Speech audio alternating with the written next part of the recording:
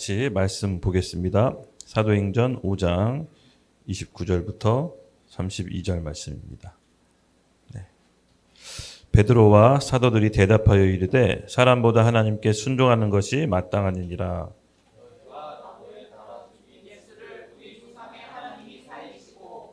이스라엘에게 회개함과 죄사함을 주시려고 그를 오른손으로 높이사 임금과 구주를 삼으셨느니라. 우리는 일의 증인이요 하나님이 자기에게 순종하는 사람에게 주시는 상도 이러하나이다. 아멘, 아멘. 네, 우리 지난주까지 악의 패턴을 통해서 악인이 어떤 과정을 통해서 심판받는지 그 과정을 함께 알아봤습니다. 오늘은 그 이어서 의인의 패턴이라는 주제로 의인이 어떻게 싸워서 승리하는지 그 의인의 싸움의 방식에 대해서 함께 나눠보려고 합니다. 지난 시간 잠깐 살펴보도록 하겠습니다. 우리 악인이 어떤 과정을 통해서 심판받는지 지난 시간 이제 혼미를 통해서 미혹으로 넘어간다고 했습니다. 그렇죠? 혼미는 정말 이상한 게 똑똑하고 사리 분별도 가능하지만 영적인 거에서는 의식 불명 상태로 자기의 영적인 상태를 제대로 인식하지 못하는 것이 이제 혼미라고 했습니다. 그리고 혼미가 더 강화되면 이제 미혹으로 넘어가는데요. 이 미혹이 되면 어떻게 일정 부분 대화가 되지 않습니다. 그래서 이 미혹한 마음이 더 진행되면 이제 완악하게 되는데 이 완악은 하나님께서 그 마음 가운데 완악을 넣어서 심판받도록 그대로 내버려 두도록 심판의 과정이 이루어진다라고 지난 시간 간략하게 살펴봤습니다. 맞습니다, 여러분. 이것은 한 개인뿐만 아니라 국가에게도 동일하게 적용이 됩니다. 지금 우리가 소속된 이 나라와 또 대한민국도 어찌 보면 이 세상 풍조와 사상과 이념 속에서 어쩌면 미혹의 단계로 넘어가는 줄도 모릅니다. 그래서 우리가 이 가운데 지금 이 시대가 어느 시대인지를 잘 알아야 합니다. 교회에서 우리들 흔히 말하죠. 마지막 때, 마지막 때. 네, 맞습니다. 지금 세계에서 일어난 일들 보면 어쩌면 마지막 때 초입에 들어갔다라는 개인적인 좀 생각도 듭니다. 지난주에 이스라엘이 또 이란을 공습했죠. 핵시설을 타격해서 이란이 가만히 안 있었습니다. 그래서 미사일로 반격을 했는데 확전될 위험성이 있습니다. 아시다시피 지금 LA에서는 폭동이 일어났죠. 반대 이민자법을 이제 반대하면서 폭동이 이제 뉴욕으로도 번져가고 있습니다. 전 세계가 곳곳에서 난리입니다. 여러분, 안전한 지대는 없습니다. 어디로 가면 좀 안전할까? 이리로 가면 안전할까? 마지막 때는 대환란은 안전한 지대가 없다는 것입니다. 그래서 마지막 때 예수님께서는 미혹을 예수님께서 주의하라고 했습니다. 이 마지막 때는 여러분 결코 안전한 지대가 없습니다. 네, 어디로 도망갈래야 도망갈 수도 없죠. 네, 우리 마지막 때 예수님께서 제자들에게 대답한 말이 있는데 함께 읽고 시작해 보도록 하겠습니다. 마태복음 24장 4절에서 8절 말씀. 시작.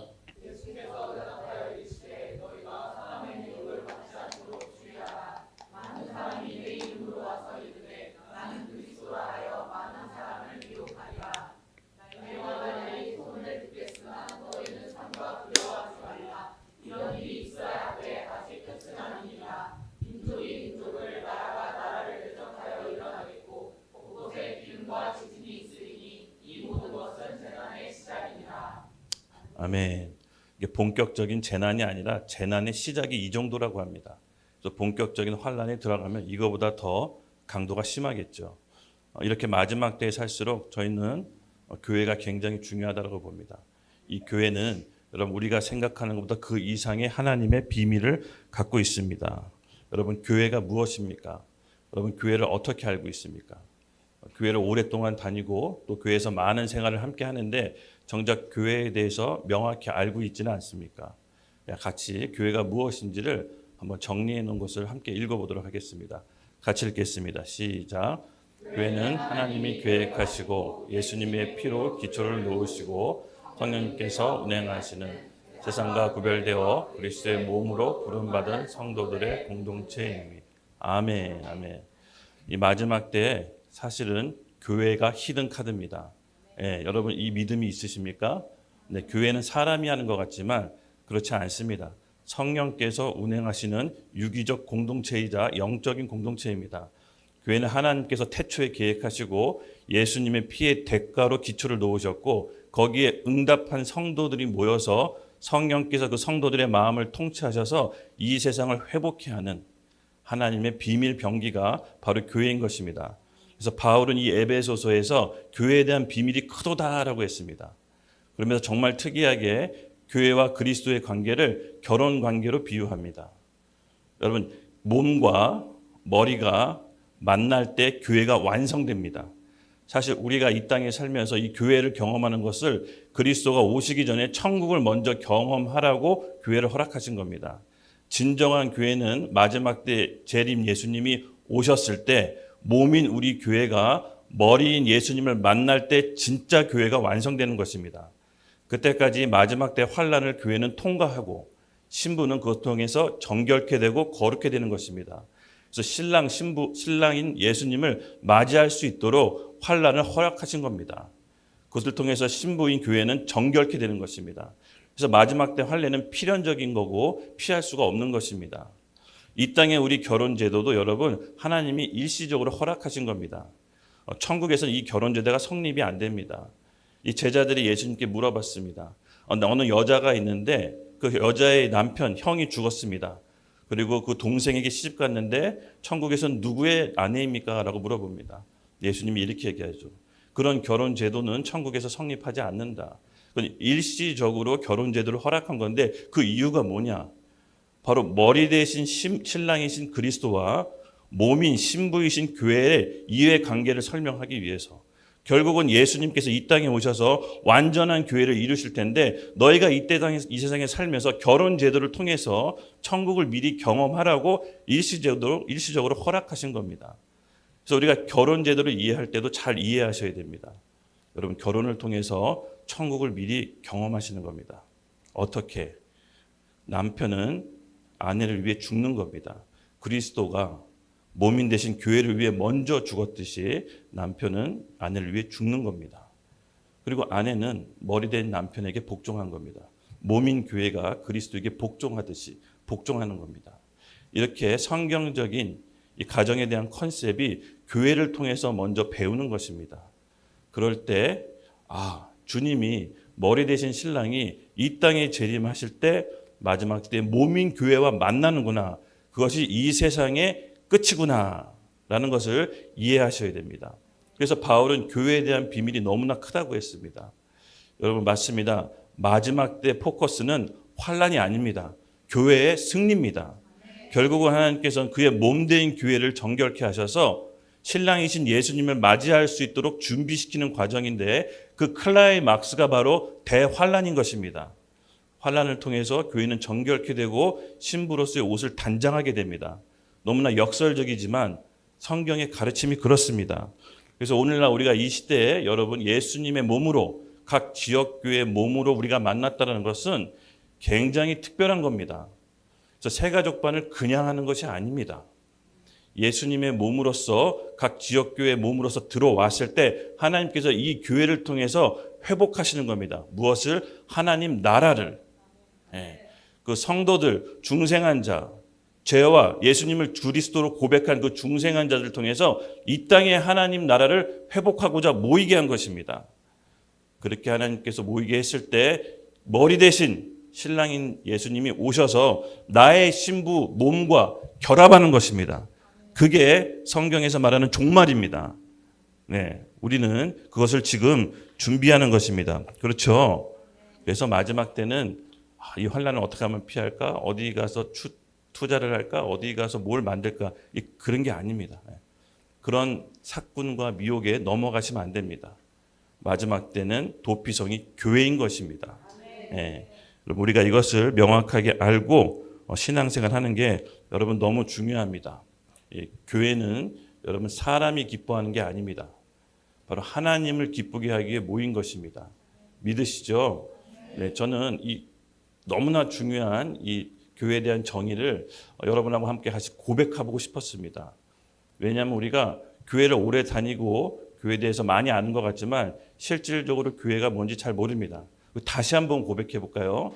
너무 중요합니다. 시작. 교회는 하나님이 계획하시고 예수님의 피로 기초를 놓으시고 성령님께서 운행하시는 세상과 아멘, 아멘. 맞습니다, 여러분. 교회는 하나님을 기쁘게 하는 곳입니다. 하나님의 임재가 있는 곳입니다. 오늘날 많은 교회가 교회 성장 그리고 사람 중심으로 교회를 하다 보니 많은 부분 교회에 어려움이 있습니다. 여러분, 교회의 역할은 바로 하나님을 기쁘게 하는 곳입니다. 중생한 자들이 모였을 때 하나님께서 이곳에 임재를 더하시는 겁니다. 두세 사람이 모인 곳에 나도 너희와 함께 있겠다. 예, 여러분, 우리가 이렇게 모인 교회에 예배 드릴 때 하나님의 임재를 경험하게 됩니다. 교회는요, 외형을 굳이 그렇게 신경 안 써도 됩니다. 여러분, 맛집, 영등포의 맛집을 가보면 특징이 있습니다. 굉장히 허름합니다. 네, 뭐 간판도 없고요. 인테리어 신경 안 씁니다. 근데 줄 서서 먹습니다. 어느 특정 집, 제가 이제 맛집 이제 같이 많이 저랑 같이 다니신 분들이 있는데 왜 전도사님 항상 이렇게 허름하고 다 무너진 데만 갈까? 근데 맛을 보고 생각이 바뀌게 됩니다. 아, 그렇지. 맞습니다. 여러분, 맛있으면 비위생적이고 간판 없고 인테리어 그지 같아도 줄 서서 먹습니다. 왜? 맛있으니까. 근데 맛없으면 인테리어 신경 쓰고 화려하고 행사하고 별의별 걸 다 합니다. 근데 사람들은 먹지 않습니다. 왜? 맛이 없기 때문에. 맞습니다. 교회는 하나님의 임재가 있어야 됩니다. 교회가 하나님의 임재가 있을 때 치유가 있고 소망이 있고 비전이 있는 것입니다. 그래서 우리 교회는 목회자들은 교회에 하나님의 임재가 없는 것에 통탄해야 됩니다. 교회 잘 꾸미고 인테리어하고 편의시설을 많이 갖춰도 임재가 없으면 여러분 그것은 교회가 아닌 것입니다. 그래서 우리는 이 교회를 통해 이 예배를 통해 중생한 자들 정말 진실로 주와 그리스도를 믿는 자들이 함께 모여 예배할 때 하나님께서 임재를 더하실 겁니다. 그런 교회가 하나님부터 권위를 받는 겁니다. 그래서 그런 교회가 세상으로부터 기준을 제시하는 겁니다. 과거 일제시대 한국교회는 소수의 종파였지만 나라를 잃은 백성들에게 길과 비전을 제시했습니다. 그리고 백성들에게 시대의 정신을 제시해서 소망 없는 백성을 소망으로 이끌었습니다. 바로 교회는 그런 것입니다. 하나님이 교회가 주신 권세가 무엇인지를 알아야 됩니다. 교회는 하나님의 임재가 있는 교회는 하나님께서 권위를 주십니다. 그리고 백성들에게 소망을 주고 비전을 줍니다. 교회는 소망을 주는 곳입니다. 교회는 비전을 주는 것입니다. 교회는 시대 정신을 주는 것입니다.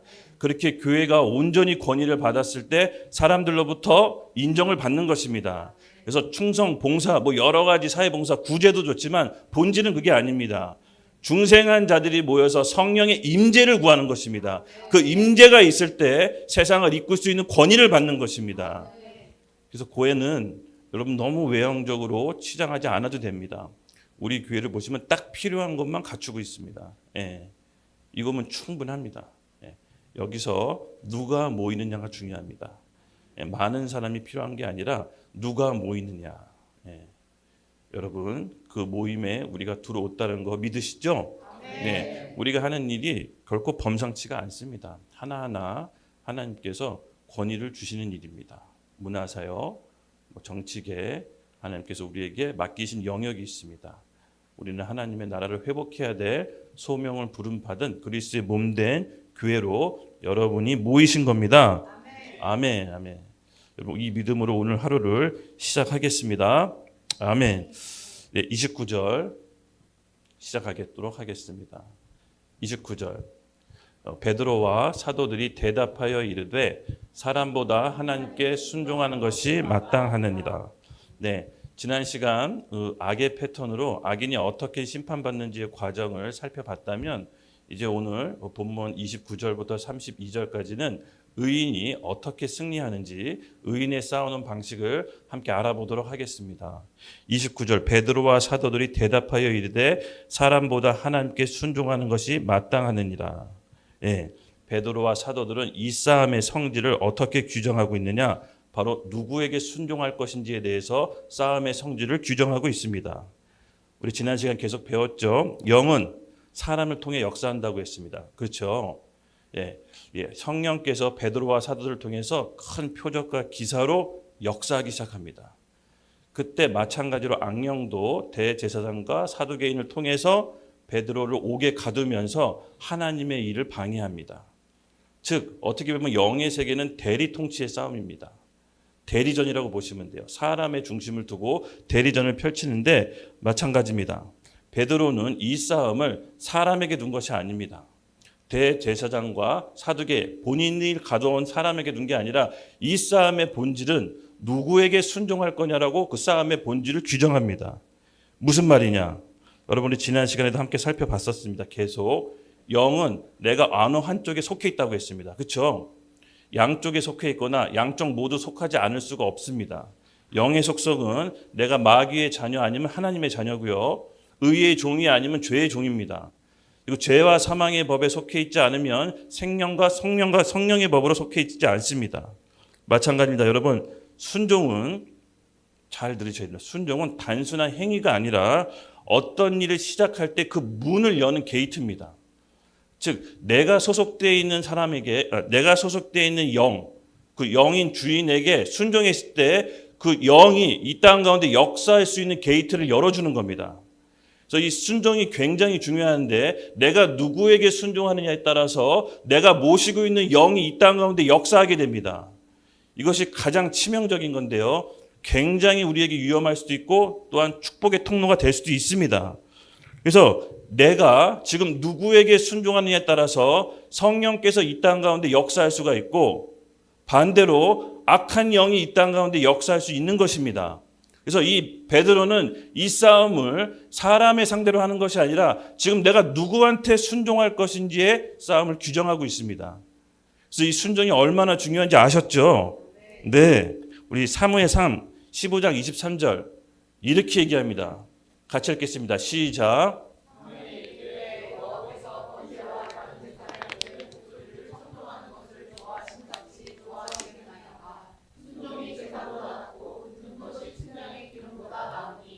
네, 맞습니다. 사무엘 선지자 100번, 1000번 번제와 제사, 종교적 행위보다 여호와의 말을 경청하고 듣고 그대로 한 번 순종하는 것이 100번, 1000번의 제사보다 나으니라. 여러분, 우리에게 필요한 것은 바로 분석하고 해석하는 것이 아니라 하나님의 음성을 청종해서 순종하는 게 우리에게 필요한 것입니다. 지금 돌아가는 상황을 100번, 1000번 이해하고 분석해봐야 답 안 나옵니다. 우리는 주님의 음성을 정확히 듣는 훈련을 교회에서 해야 되는 것입니다. 제가 우리 유튜브 채널에 성령으로 인도받는 삶 1편부터 15편이 있습니다. 여러분 그걸 한번 정독해 보십시오. 네, 정독해 보십시오. 어떻게 하면 성령으로 인도받는지를 제가 좀 제 간증을 통해서 이렇게 풀어놨는데 여러분 그거 굉장히 중요합니다. 네, 굉장히 중요합니다. 한번 시간을 내서 한번 쭉 들어보십시오. 예, 맞습니다. 예. 지금 중요한 거는 내가 누구한테 순종하느냐에 따라서 그 순종이 게이트, 문이 되어서 내가 섬기고 있는 영이 이 땅 가운데 역사하는 겁니다. 할렐루야. 그래서 단 한 번의 순종이 하늘의 문을 열 수도 있고요. 단 한 번의 순종이 악한 저주의 문이 될 수도 있는 것입니다. 그런데 이 두 번째 성격이 있는데 아무한테 가서 순종하는 것이 아닙니다. 즉 영이 역사하기 위해서는 루트가 있습니다. 루트. 그 루트대로 순종해야 그 영이 역사하는 것입니다. 쉽게 말해서 무슨 얘기냐? 예, 여러분 악한 영, 즉 죄의 종으로 사로잡힌 사람이 하나님한테 예배드리면 악한 영이 역사할까요? 악한 영이 역사 안 합니다. 반대로 하나님의 종인 하나님의 백성이 악한 영한테 예배하면 하나님이 역사할까요? 역사하지 않습니다. 이 정해놓은 룰대로 예배하고 순종해야 됩니다. 하나님의 백성이 하나님한테 예배하고 호소하고 순종할 때 하나님께서 역사하시는 겁니다. 베드로는 이 사실을 너무나 잘 알고 있었습니다. 왜? 그 베드로의 고백으로 예수께서 천국 열쇠를 주어졌기 때문에 내가 땅에서 묶이면 하늘에서 묶이고 땅에서 풀면 하늘에서 풀린다고 했습니다. 그래서 베드로는 이 싸움의 성격을 누구보다도 잘 알고 있습니다. 내가 섬기고 있는 그 하나님께 지금 하나님이 원하시는 것을 순종했을 때 하늘의 문이 열린다는 걸 알고 있었습니다. 그래서 눈에 보이는 적은 하나님께서 처리하신다는 걸 알고 있습니다. 그래서 우리는 이 싸움에 대해서 여러분 잘 아셔야 될 게 우리가 하나님의 백성이라면 하나님의 영에 정확히 인도받아 지금 하나님이 뭘 원하시는지 그거를 순종하는 겁니다. 그러니까 아무거나 순종하는 게 아닙니다. 그래서 이것은 일종의 훈련이 필요한 겁니다. 아셨죠? 예, 여러분 영의 역사는요, 자신이 소속되어 있는 주인에게 순종하는 겁니다. 예, 우리 로마서 5장 17절 함께 읽겠습니다. 시작.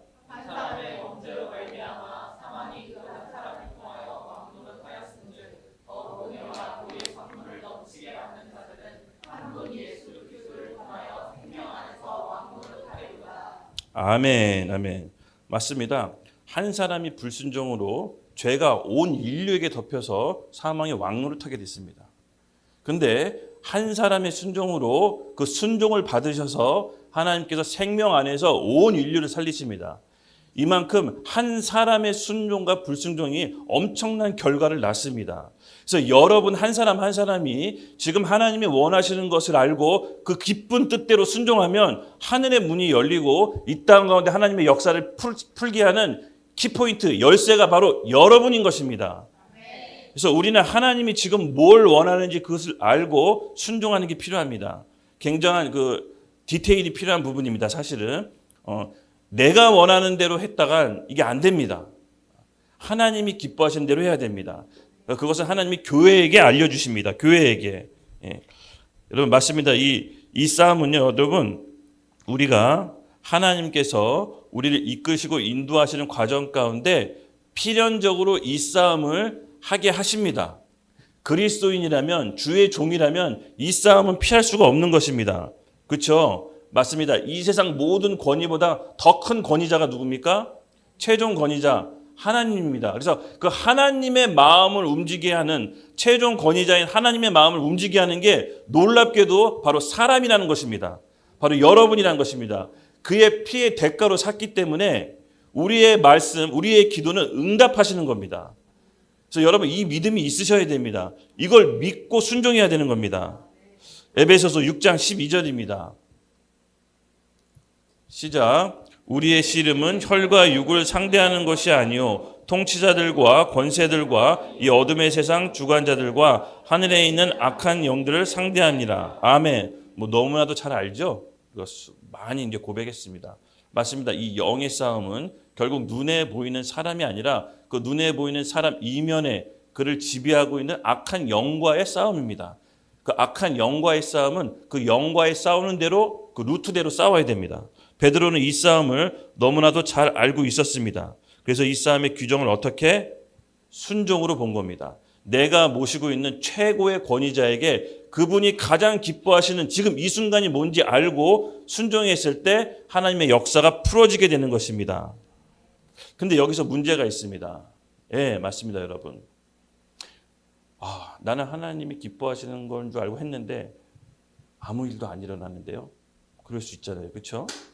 예. 나는 진짜 이거 하나님이 기뻐하신다라고 확신 받았는데 왜 결과는 반대로 나오지? 여러분 신앙생활하면 그런 경우 많습니다. 그렇죠? 피할 수 없습니다. 예. 거기에는 여러 가지 이유가 있습니다. 여러 가지 있습니다. 첫 번째가 뭐냐면은 여러분 이게 전제돼야 됩니다. 내가 하나님께로 받은 감동과 음성이 틀릴 수도 있다라는 전제가 있어야 됩니다. 예. 내가 어떤 감동을 받았다고 해서 그걸 확신 가운데 일반화시켜서는 안 됩니다. 인간은요, 죄를 범한 즉시 전적인 탈옥과 부패했다라고 나옵니다. 즉, 전인격적인 부패가 있습니다. 우리 혼은, 우리 영은 예수님을 믿는 즉시 그 즉시 거듭나지만 혼은 그 즉시 거듭나는 게 아닙니다. 우리 생각, 감정, 의지는 조금씩 거듭나야 되는데 베드로 사도는 이걸 너무나도 잘 알고 있습니다. 여러분 베드로 전서는요, 베드로가 완전히 혼이 죽고 거듭난 상태에서 쓴 겁니다. 그래서 베드로 전후서는요, 영적인 통찰력이 베드로가 갖고 있습니다. 나중에 제가 베드로 전후서를 같이 살펴볼 텐데 베드로 전서의 1장 22절에 이런 말씀이 있습니다. 어떻게 하나님의 음성을 제대로 들을 수 있느냐? 같이 읽겠습니다. 시작. 너희가 진리를 순종함으로 너희 영혼을 깨끗하게 하여. 여기까지. 예. 너희가 진리에 순종함으로 너희 영혼을 깨끗하게 하여. 예. 여기서 영혼이라고 적혀 있는데 사실은 이제 영어에 보면 soul, 혼이라고 적혀 있고 예, 헬라어에 보면 퓨시케, 혼입니다. 혼.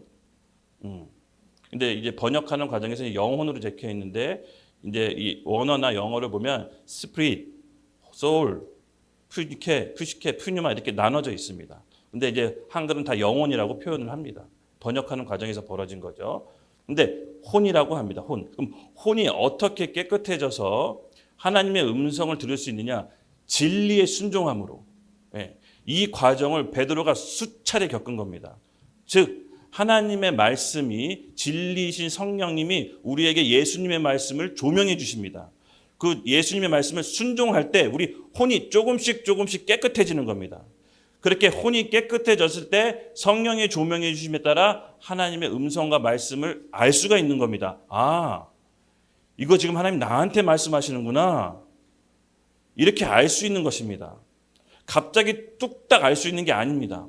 베드로는 이걸 너무나도 잘 알았습니다. 왜? 본인의 삶을 통해 그 수많은 실패와 죄와 연약함에 걸려 넘어짐을 통해서 알았던 겁니다. 아, 내가 예수님의 말씀을 조금씩 순종함으로 내 혼이 깨끗해져서 비로소 진리의 말씀을 알 수가 있는 거구나.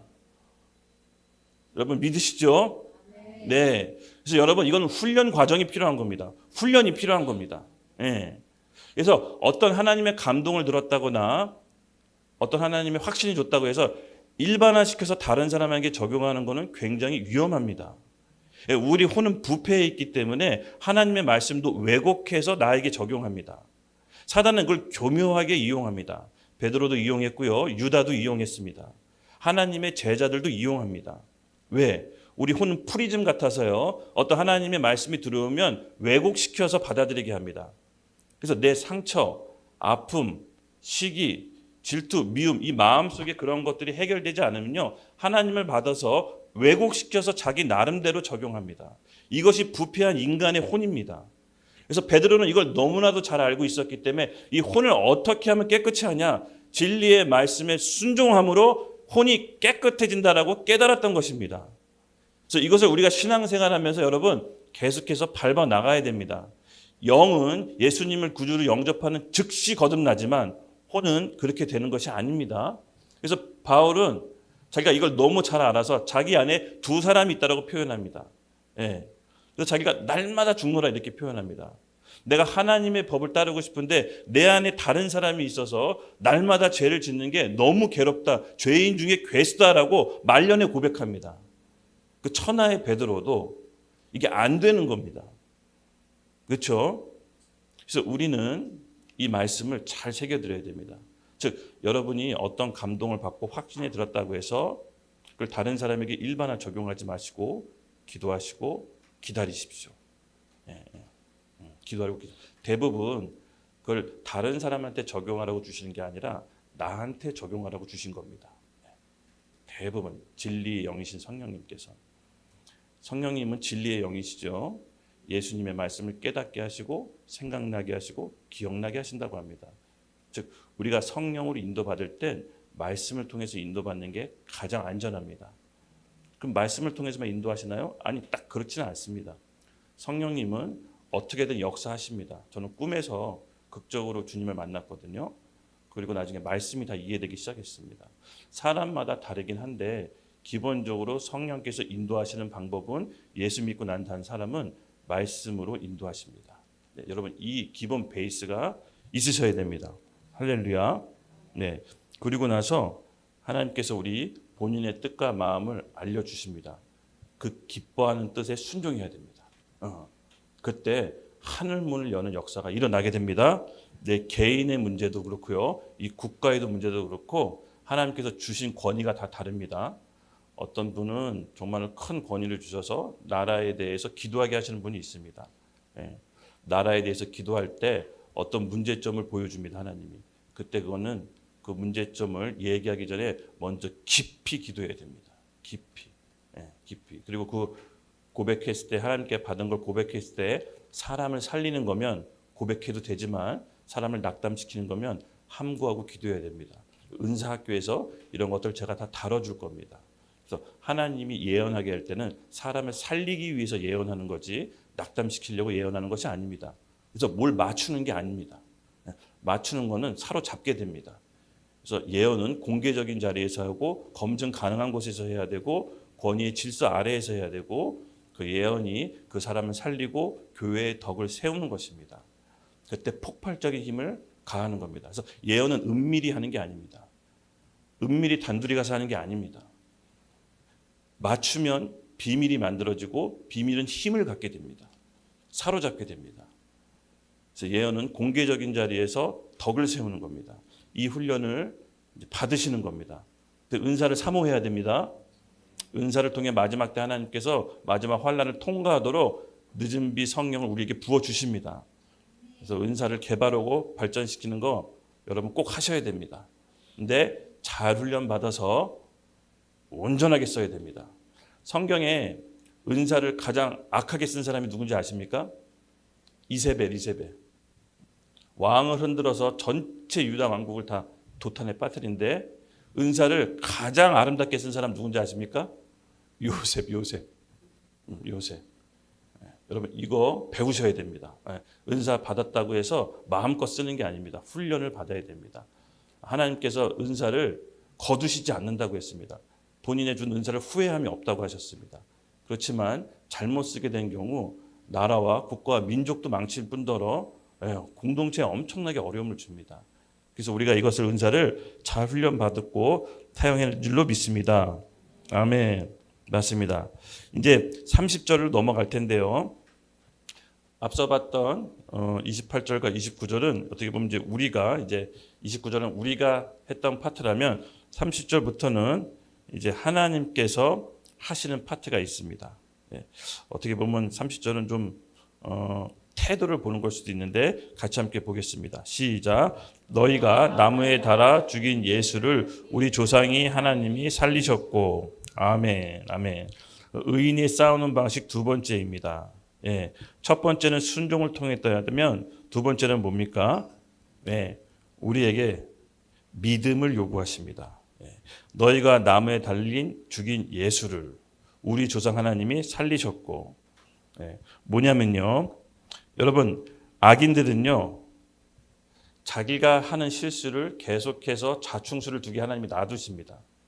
그러니까 우리가 하나님께 순종함으로 하나님의 기뻐하실 뜻을 행하잖아요. 근데 어떻게 그 다음 일이 벌어지냐? 이 30절이 되게 중요한데 그 대제사장과 그 바리새인들은 예수님을 죽이는 쪽으로 스스로 자충수를 계속 둡니다. 실수를 통해서 심판으로 가게끔 하나님이 만드십니다. 그래서 우리의 기도가 당장 아무 일이 없었다고 해서 여러분 좌절하거나 낙담하실 필요가 없습니다. 기도는 시간차가 있습니다. 우리가 하나님께서 기뻐하시는 것을 우리 지난 시간 우리 골든타임 기도회 때 교회가 금식하며 기도했죠. 당장 우리가 원하는 결과가 나타나지 않더라도 결코 실망할 필요가 없는 것은 그 기도가 하나님께서 기뻐하시는 기도였다면 하나님께서 응답하시는데 시간차가 있는 겁니다. 어떤 시간차가 있느냐? 나무에 달립니다. 본인들이 의롭다고 한 행동들이 의인들이 사실은 자충수를 둡니다. 계속 심판을 다투하게끔 실수를 계속 범합니다. 우린 그것을 지켜보면 됩니다. 아셨죠? 지켜보시면 됩니다. 뉴스를 통해 지켜보시면 됩니다. 본인들은 막 뭘 한다고 하는데 좌충수입니다. 그것이 뭐냐? 너희가 나무에 달라 죽인 예수를 하나님을 죽이는데도 정당하고 의롭다고 생각하면서 하나님을 계속 죽이는 쪽으로 갑니다. 참고 기다리고 계시는 겁니다. 그래서 우리는 기도 드렸을 때 여러분 바로 응답되지 않는 이유가 뭐냐면요. 하나님이 그 사이에서 믿음을 보십니다. 믿음. 그래서 의인이 싸우는 방식 두 번째는요. 믿음의 싸움입니다. 나의 기도가 이루어지실 줄로 믿고 기다리고 인내하는 겁니다. 그 믿음의 싸움이 두 번째 의인의 싸움입니다. 그래서 우리가 기도했던 것이 결코 땅에 떨어지지 않는다는 믿음을 계속해서 갖고 계십시오. 계속해서 갖고 계십시오. 그러면 좋은 일이 일어날 겁니다. 오늘 우리에게 필요한 의인의 싸움 두 번째, 믿음. 내가 하나님이 기뻐하시는 일에 순종했다면 그 다음 그것이 이루어진 줄로 믿고 기다려야 되는 것입니다. 딴짓하지 마시고 기다리셔야 돼요. 그리고 적들이 악인들이 어떻게 자충수를 두고 멸망하는지 지켜보셔야 됩니다. 할렐루야. 우리 마가복음 23장 24절 말씀 같이 함께 읽겠습니다. 시작.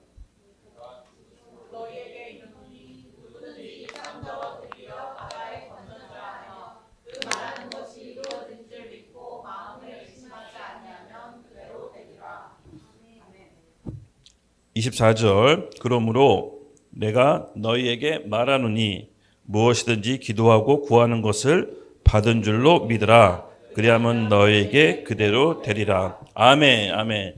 여러분 인생 가운데 개인적으로 기도드렸던 게 있을 겁니다. 그리고 하나님이 기뻐하심 속에 순종했던 것이 있습니다. 당장 아무 일이 일어나지 않았다고 해서 하나님이 변하시거나 우리 기도를 듣지 않는 게 아니라 여러분 믿음의 과정이 필요한 겁니다. 믿고 기다리셔야 됩니다. 오늘 예수님께서 뭐라고 했습니까? 누구든지 이 산들어 들리어 바다에 던져지라 하고 그 말하는 것이 이루어진 줄로 믿고 마음에 의심하지 않으면 그대로 되리라. 예수님께서 오늘 우리에게 말씀하신 것을 여러분 그냥 허튼 소리로 얘기하신 것이 아니라 실제로 믿고 누리라고 주신 겁니다. 그래서 그러므로 내가 너에게 말하노니 무엇인지 기도하고 구한 것은 이미 받은 줄로 믿으라. 그리하면 그대로 되리라. 여러분 이게 믿어지십니까? 예. 믿으셔야 됩니다. 예. 믿음의 싸움이 시작된 겁니다. 제가 그냥 좀 우스갯소리 할게요. 그냥 우스갯소리. 제가 예수님을 간 믿고요. 가슴 믿고 28, 9살 그 틈이었던 것 같아요. 제가 어머니한테 엄마 나 시장에서 장사 한번 해볼게 가르쳐줘 하고 이제 부천에서 출퇴근할 때였습니다. 그때 예수님을 간 믿고 너무 기뻤죠. 그래서 성경 말씀을 계속해서 출퇴근하면서 읽었습니다. 근데 이 말씀을 딱 보여주시더라고요. 그래서 퇴근이 이제 일찍 되니까 새벽 일은 퇴근이 일찍 하거든요. 이제 2, 3시에 이제 퇴근을 하고 그냥 말씀을 읽다가 집 앞에 나갔는데 집 앞에 산이 있었습니다. 산이. 지금도 기억합니다. 그래서 이 말씀 그대로 산에게 그냥 선포했습니다. 이 산들어 들리러 바다에 던져져라. 그냥 우스갯소리로 했습니다. 근데 제가 그때 마음이 진심이었습니다. 왜냐 믿었을 지 얼마 안 됐기 때문에 하나님의 말씀이 모두 다 믿어졌었거든요. 근데 그 산이 없어졌어요. 제가 얼마 전에 이제 결혼하고 부천 집을 떠나고 이렇게 살다가 얼마 전에 옛날 집을 가봤어요. 옛날 내가 살던 집. 근데 갔는데 슈퍼가 동훈 슈퍼가 보이더라고요. 어릴 적에 내가 갔던 동훈 슈퍼가 그대로 동훈 슈퍼. 그 동훈 슈퍼를 왜 제가 잊지 못하냐면 제가 거기서 친구랑 물걸음 치다 걸려서 벌 쓰고 울고 했을 때 주인 아저씨가 나를 경찰서에 안 보내고 그때 당시 할머니랑 같이 살았는데 할머니 날 불러서 구출해 줬거든요. 근데 나 찍는 거야. 그 슈퍼 아줌마가. 그래서 제가 아줌마 저 여기 30년 전에 또 꼬마도 뭐 돈 훔치다 걸렸는데 아줌마 30년 전에 일하신 분 맞죠? 그랬더니 맞대. 자기 여기 한 번도 안 떠났대. 너무 신기한 거예요. 그래서 아줌마랑 기념촬영 찍었어요. 저 옛날에 여기 초등학교 때 여기 물건 딱 걸렸는데 기억나세요? 기억 안 나죠? 저보고 뭐 하시는 분이세요? 그랬더니 뭐 하는지는 얘기 안 했어요. 근데 여기 옛날에 살다가 신기해서 왔는데 동훈슈표 그대로 왔어요. 그랬더니 아줌마 그러시냐고. 아주머님 건강하세요? 하고 왔어요. 그리고 바카스 하나 샀어요. 그때 사죄의 의미로. 근데 제가 이제 거기서 이제 자라다가 이제 초등학교 때 영등포로 떠나서 다시 어머니 장사하면서 그 부천집에 왔었거든요. 근데 그 집 앞에 산이 없어진 겁니다. 그리고 아파트가 들어섰어요. 생각나는 거예요. 이런 식으로 산이 없어지네? 뭐 우스갯처럼 얘기지만 역사합니다. 하나님이 그때 기뻐하시는 기도를 드리면 시간차가 있지만 역사합니다. 근데 제가 이런 생각했어요. 그러면 이게 진짜로 바다에 들어갔을까? 바다에 들어갈 수 있었을 것 같아요. 제가 노태우 대통령 때 간척 사업을 막 했어서 전국에 있는 막 개발할 때 산을 헐어서 바다에다 붓는 거 봤거든요. 산에 흙더미를 간척 사업할 때 바다에 뿌리면 가능하지 않았을까? 불가능은 없는 것입니다. 여러분 우스갯소리지만 우리가 누구에게 순종하느냐에 따라서 그것이 역사합니다. 단 시간차가 있을 뿐. 여러분 믿으시기 바랍니다. 예, 하나님은 산을 때려 엎어서 아파트를 지으시는 분입니다. 우리가 이 믿음으로 절대 낙담하거나 우리 기도가 땅에 떨어졌다라고 생각하지 마십시오. 예, 저는 이루어진 줄로 믿습니다. 그래서 기도하고 받은 줄로 믿고 딴짓 하시면 안 돼. 중간에 자꾸 딴짓하고 이거 하고 저거 하다 보면 이게 안 돼. 아무것도 안 돼요. 일단 칸 길로 갔으면 될 때까지 가요. 누구 사람을 만나더라도 한 번 만났으면 끝까지 가보는 거야. 교회를 다니더라도 한 번 정했으면 한 번 끝까지 한번 가봐요. 내가 일을 시작했으면 그 일을 끝장 볼 때까지 한번 가보세요. 좀 그런 맛이 있어야지. 이 중요한 시간에 이렇게 한번 그런 맛이 있어야 돼. 그렇죠? 네, 우리가 이왕 이렇게 모였으니까 하나님의 역사를 여기서 보든지 사례성전에 하나님의 홍해를 가르는 역사를 한번 보자고요. 네, 끝까지 한번 가보자고요. 아멘. 저는 왠지 그럴 것 같습니다. 네, 저는 왠지 그럴 것 같아요. 그런 역사가 우리 가운데 일어날 것 같습니다. 아멘. 맞습니다, 여러분. 우리 안에 이 믿음이 두 번째 의인이 싸우는 방식입니다. 근데 31절을 읽는데 이 다음 파트는 조금 어렵더라고요. 하나님이 요구하시는 게 있습니다. 우리 같이 함께 31절 읽겠습니다. 시작. 이스라엘에게 회개함과 제사함을 주시려고 그를 오른손으로 높이사 임금과 구주로 삼으셨으니. 아멘. 하나님이 우리에게 순종을 통해서 믿음을 받으셔서 역사하시잖아요. 그 다음에 하나님 우리 내면을 다루십니다. 우리 내면을. 어떻게?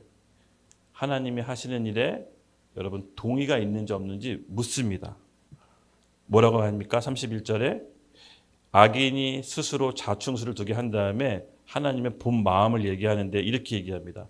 이스라엘에게 회개함과 죄사함을 주시려고 그를 오른손으로 높이사 임금과 구주로 삼으셨습니다. 즉 하나님이 그렇게 하시는 최종 이유가 뭐냐면요. 아무도 멸망받지 않고 마지막까지 회개해서 살아날 때까지 기다리시는 겁니다. 기다리시는 하나님의 본 심정이 있는 겁니다. 여러분 우리를 살리셨다면 악인도 살리고 싶어하는 게 하나님의 마음이지 않겠습니까? 하나님이 마지막까지 기회를 주시지 않겠습니까? 하나님이 심판의 칼을 휘두르기 전에 마지막까지 기회를 주시는 게 하나님의 본 마음인 것입니다. 근데 이렇게 하나님이 하실 때 우리 마음의 동의가 되는지 우리 내면에게 먼저 다루시는 겁니다. 네. 여러분 하나님이 내면을 다루실 때 만약에 이걸 거부하고 인정하지 않고 동의가 안 된다면 결국 그 사람은 하나님의 반대편에 서는 쪽으로 갑니다. 이 미세한 차이지만 결국 하나님의 원수 쪽으로 가게 됩니다. 이 모든 일은 하나님이 통치하시고 하나님이 다스리시고 그 가운데 벌어진다는 거 인정하시죠? 네, 내가 원치 않는 상황이 만나더라도 하나님이 하시는 거에 대해서 동의가 되신지 묻는 겁니다. 네. 악인을 위해 자충수를 두더라도 그거를 통해서 이스라엘이 회개함과 죄사함을 주시려고 마지막까지 한 번 더 기회를 주시려고 그것을 하는 것입니다. 그때 그 하나님의 일에 동의가 되는지 우리 내면을 다루시는 겁니다. 어떻게 보면 31절은 우리 태도를 보는 겁니다. 내가 이렇게 하고 모두를 살리기를 원하는데 네가 동의하느냐? 동의하느냐? 여러분 이 물음은 여러분 안에서 해야 되는 것입니다. 미세한 차이지만 우리가 이것에 대해 동의 안 하면요. 정말 우리가 옳다고 하는 것들이 다 하나님 반대편에 설 수가 있는 것입니다. 그래서 여러분 너무 중요한 겁니다. 그래서 31절은 어떻게 보면 우리를 태도를 물어보시는 겁니다. 말씀 함께 읽겠습니다. 우리 에스겔 말씀 함께 읽겠습니다. 시작.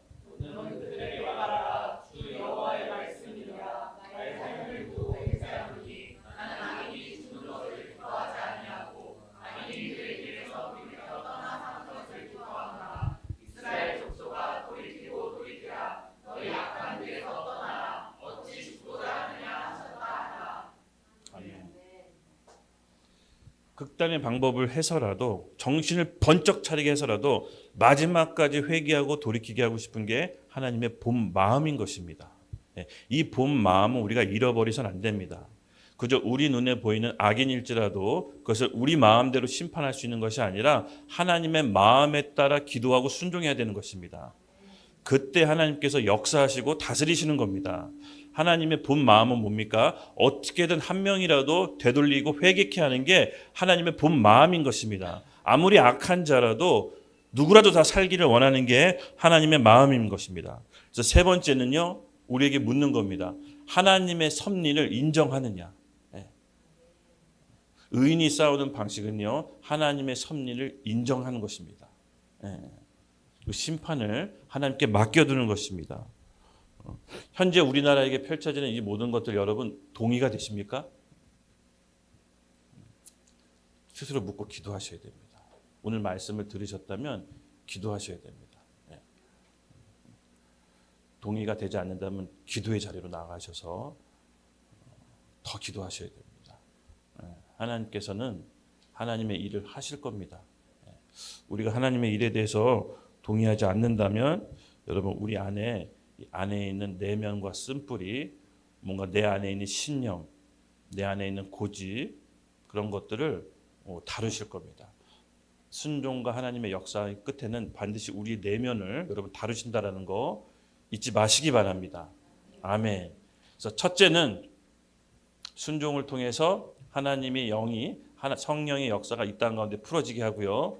두 번째는 믿음의 과정을 통해서 하나님께서 이 땅의 역사를 풀어지게 하고, 셋째는 하나님의 섭리를 인정하는 마음의 태도를 통해서 하나님의 역사가 이 땅에 풀어지게 하고, 네 번째는 비로소 그렇게 준비된 자에게 주시는 마지막 의의 무기가 있습니다. 32절 함께 읽겠습니다. 시작. 우리는 이 일의 증인이요 하나님이 자기에게 순종하는 사람에게 주신 성령도 그러하니라 하더라. 아멘. 뭐라고 합니까? 하나님께서 자기에게 순종하는 사람에게 주신 성령도 그러하노라. 마지막에 우리에게 성령을 주십니다. 성령의 충만함을 통해서 이 세상을 살아가는 힘을 넉넉히 주십니다. 그래서 우리가 그걸 통해서 뭐가 된다고요? 증인. 예수님의 증인으로 삶을 살 수가 있는 것입니다. 순종과 믿음, 하나님의 섭리에 대한 인정 끝에 우리에게 성령을 부어주시는데 그 사람이 온전한 마음으로 하나님의 통치를 이 땅에 대리 통치하게 되는 겁니다. 요셉처럼 자기를 감옥에다 넣고 팔아넘긴 형들을 하나님이 이때를 위해서 형들이 저를 버린 겁니다. 하나님의 뜻입니다라고 하나님의 섭리를 인정하고 형제를 품습니다. 그 마음의 그릇이 준비될 때까지 감옥 생활하고 억울한 일 당하고 종살이하고 노예 생활하는 겁니다. 그 과정, 그 환난 끝에 다른 영혼을 품을 수 있는 마음이 준비되는 것입니다. 그때 비로소 은사가 발현되는 겁니다. 요셉이 받은 은사는요, 지혜의 은사와 이 지혜의 은사는 뭐냐면요, 문제를 해결하는 능력이에요. 그러니까 지식은 하나님께서 갑자기 정보를 주시지만 지혜는 약간 지도자들에게 줘요. 어떤 문제를 보면 그것을 파악해서 해결할 수 있는 포인트를 발견하고 책을 읽더라도 요점 정리가 굉장히 잘 돼요. 그래서 이 문제를 해결할 수 있는 능력을 요셉에게 줍니다. 그래서 기근이 들었을 때 수많은 사람들을 살릴 수 있는 지혜를 얻게 돼요. 그냥 얻는 것이 아닙니다. 갑자기 뚝딱해서 뭔가 오는 게 아니라 감옥 생활, 노예 생활, 팔려가고 형들에게 억울함 당하고 마음의 응어리, 쓴풀이, 내가 봤을 땐 정신병자 됐을 것 같아. 이 정도면. 막 모함 당하고. 근데 성경에 하나님과 함께 했다고 합니다. 요셉이. 하나님이 그 요셉을 너 당해봐라고 그냥 그 상태에 내버려 둔 게 아닙니다. 하나님의 섭리가 있는 겁니다. 이 사람은 이스라엘 백성을 구원해야 될 그릇으로 만들어져야 돼. 그때까지 인내해야 돼. 죽을 고비를 수차례 겪습니다. 그리고 그릇이 만들어지고 성령이 임했을 때 모든 대기근에서 구원하게 되는 총리가 될 수가 있는 겁니다. 여러분 그 길로 하나님께서 우리를 인도하실 겁니다. 공짜는 없습니다. 저는 그렇게 믿습니다. 그래서 오늘 우리가 찬양합시다. 예. 저는 하나님께서 우리 한 사람 한 사람 이 길로 인도한다라고 믿습니다. 예. 피하지 마시고요. 어차피 인생은 나그네입니다. 우리 천국 가면 우리 이 세상에서 했던 일들을 서로 경험담을 나누고 무용담 나누면서 와, 우리가 이때 이렇게 했었지, 우리가 이때 이렇게 기도했었지. 여러분, 천국은요 결혼제도 남편 아내가 안 친구입니다. 이렇게 선후배가 아닙니다. 그냥 친구입니다. 상상이 되세요? 예. 이 결혼한 부부가 있는데 천국 가면 친구입니다. 너무 기쁠 것 같지 않으세요? 지금 이제 기훈이가 이제 뭐 이렇게 하여튼 뭐 이렇게 나한테 뭐 이렇게 좀 이렇게 훈련 받는 관계, 천국 가면 대등한 관계입니다. 이게 대등한 관계예요. 그래서 천국까지 어떻게 기다려? 그러는데 그냥 모르겠어, 알아서 해야 돼요. 맞습니다, 여러분. 천국은요 하나님께서 우리가 이 땅에 살아가는 동안 교회를 통해서 먼저 훈련하고 준비시키는 겁니다. 그래서 교회는 천국의 모형이고 예수님의 몸인 것입니다. 우리가 여러분 이 땅에 살아가는 동안 성령의 충만함을 받읍시다. 오늘도 결론은 성령의 충만함입니다. 아멘. 기승전 성령 하나님, 보혜사 성령님께서 우리와 영원토록 함께 하신다고 합니다. 예수님께서 내가 너희와 함께 있는 것보다 그분이 너희와 함께 있는 게 더 유익하다고 했습니다. 너무 불안하셔서 예수님이 승천하시고 이 땅에 남아있는 우리가 너무 불안하셔서 성령을 보내셨습니다. 그분이 너를 진리 가운데로 인도하실 거야. 내가 말한 거 생각나게 하실 거야. 내가 말한 거 깨닫게 하실 거야. 내가 너희와 함께 있듯이 영원히 그분이 너희와 함께 하실 거야. 그래서 오늘 성령의 충만함을 다시 한번 구합시다. 아멘. 의인의 싸움의 패턴은 성령의 충만함입니다. 우리가 이 성령의 충만함을 받고 이 세상의 악의 싸움을 대항합시다. 십자가의 길로 나갑시다. 우리 같이 일어서서 주님께 성령을 구하면서 이 시간 마지막 기도하며 예배하며 나가겠습니다. 아버지 하나님, 우리 교회 가운데 오늘도 성령의 충만을 구하는 영혼들에게 하나님이 기뻐하시는 순종이 일어나게 해 주시옵소서. 하늘 무는 순종이 일어나게 해 주시옵소서. 우리 주여 외치고 기도하겠습니다. 주여. 아버지 하나님, 이 시간 우리 성도들에게 하나님의 충만한 성령을 부어주시옵소서. 아멘. 특별히 그동안 기도하고 하나님을 위해 기뻐하고 순종했던 그 모든 수고들 기억하시고 하나님의 가장 좋으신 때에 모든 성도들의 기도에 응답하여 주시옵소서. 주님을 더 갈망하고 사모합니다.